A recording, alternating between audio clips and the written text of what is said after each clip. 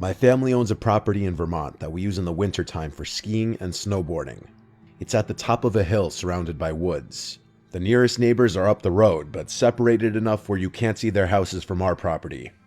There's a big shed outside that we keep a lot of our snowboarding gear, along with general lawn care stuff like shovels, rakes, and everything like that. We keep the shed locked whenever we aren't up there.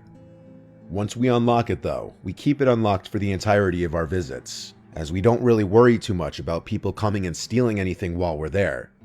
The actual house is pretty nicely sized. It's technically 3 floors, with the 3rd floor being a loft master bedroom, which is reserved for my parents, and my siblings and I aren't allowed to use it. This one weekend, I was heading up there with this girl Melissa, who I was going to be teaching how to snowboard, as she'd never been before. We had a beginner board up there that she used, along with all the proper equipment. On our property, since it's on a steep hill, we actually made our own little custom slope that we'd sometimes snowboard or sled down for fun. So before taking her to the actual mountain, I suggested I teach her the basics on the hill. We put on all of our gear, and right up at the top of the hill, I slowly started descending, showing her the basic movements. When she made her first attempt, she right away fell as expected, but she was persistent and kept trying and getting back up. Each time we made it to the bottom of the hill, she'd get a little better, and then we'd walk back up and do it again. At some point, we both heard a male voice call out from the woods, presumably at us. It said, "Hello." We start looking around, confused as hell. All we saw were a bunch of trees and a white sheet of snow covering the floor of the woods. You'd think it would be easier to spot someone or something when it's just a sheet of white surrounding you. But nope, we didn't see anyone in the woods. I yelled out, "Is someone there?" Nothing now. Just the dead silence of a secluded place in the winter. Melissa and I were slightly disturbed, so we walked back up to the house and went inside. I didn't think it could be the neighbors because I didn't see the driveway to the one we passed shoveled, and the neighbors further up the hill would have no reason to come down like that. I told her it must have been some random person going for a hike in the woods.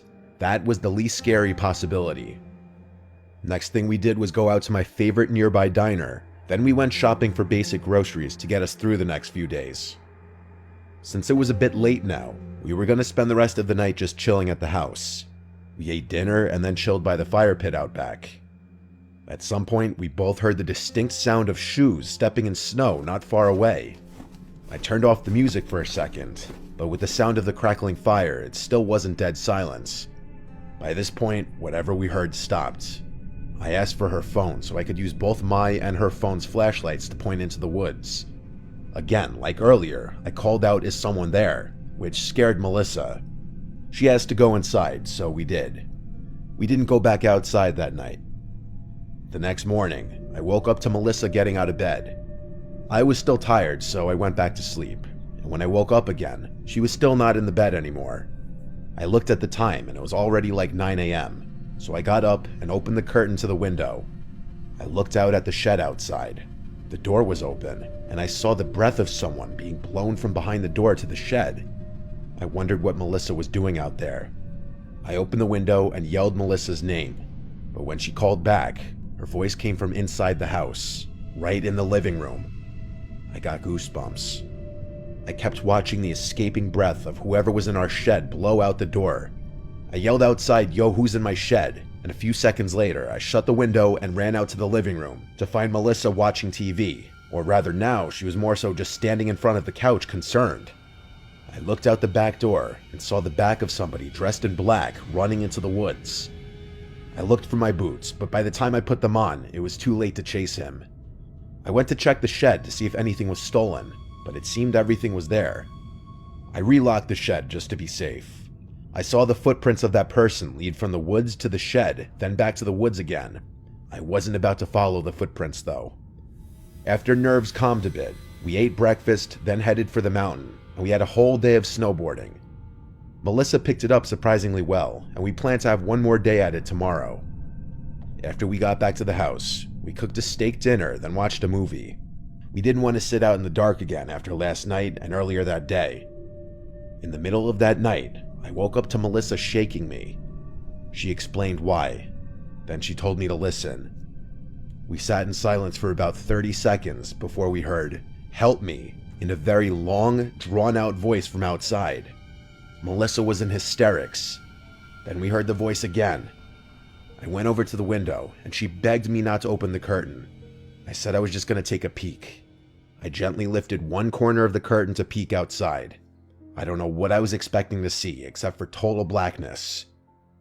I cracked the window open, and a gust of cold air hit me in the face. I listened, intending on getting a better idea of where this voice was coming from, and then I suddenly heard footsteps in the snow, getting much louder very quickly. They were coming toward the window. I quickly pulled it down and relocked it. Whoever it was already saw me though. The knock on the window confirmed it. I looked over at Melissa, who was hiding under the blanket, making faint crying noises. I told her to just stay quiet. Our best response was to not respond or acknowledge them. There was never another tap at the window, nor were there any more calls from outside. It was a long couple hours after that of not sleeping. Eventually though, we got so tired that we did end up just falling asleep. The next morning, I checked around the house, and there were footprints literally surrounding the house. Someone or multiple people had been circling the house, apparently going from window to window. We decided we'd leave early, because clearly someone was stalking us from the moment we got there. I locked everything back away in the shed. Then we packed the car, and back to Rhode Island we went. For those curious, nothing was broken into or stolen the next time any of us went back up there. So truthfully, I don't even really have a guess as to what that person out there wanted. But it was most definitely the same person stalking the house from the moment we got there. It might have been multiple people, and when you're up in an isolated place like that, realizing you're not alone is the scariest thing imaginable.